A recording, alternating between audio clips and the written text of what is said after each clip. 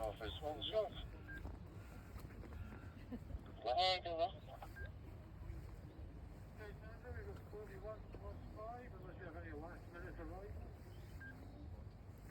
Nobody else now, so 41 plus 5, they're clear to go.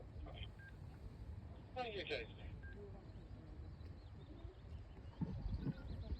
Well, good afternoon, ladies and gentlemen. Welcome on board Steamship Sir Walter Scott for your sailing this afternoon. Pleasure to have you on board. That's young Robbie up on the bow. He'll be looking after you during the sailing, along with Fraser, who's midships here. Our engineer is Dave, duty skipper is Neil, and my name's Gordon, on the bridge along with Neil. 1859 on your starboard or right hand side, the water supply. This has been supplying additional water to Loch Katrine.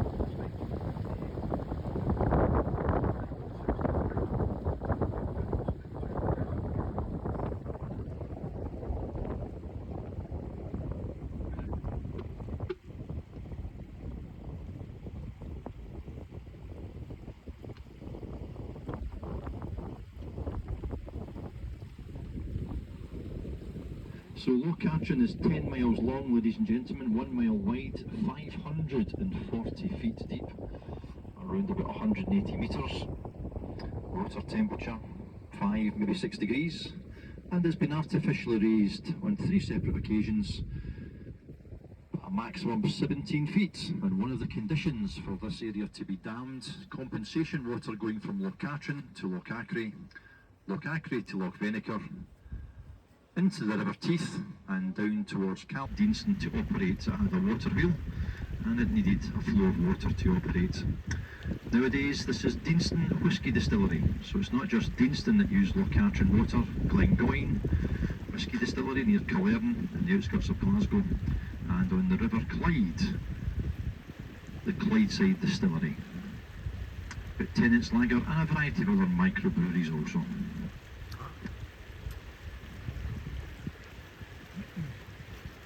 Your port or left hand side is the stretch of Loch Katrine towards Achate Dam. This dam was first constructed in 1857 as part of the original waterworks project. Originally built to a height of 4 feet, it has been heightened twice, the last time in 1929, allowing the loch water level to be raised by some 17 feet or just over 5 metres. Was a stronghold of the MacGregors in the mid-16th century, so there may well be buildings or fortifications on the island, but they are hidden by the thick trees. The famous Scottish writer and poet Sir Walter Scott came to the Trossachs with his family, spent many hours sitting on the shore behind this island on a beach called the Silver Strand, writing his poem The Lady of the Lake. In that poem, the Earl of Bothwell and his daughter Ellen took refuge in a castle on the island. The writings of Sir Walter Scott, Jules Verne and many others did ignite interest in the Victorian readers, who began to visit the Royal Victoria and see its beauty for themselves.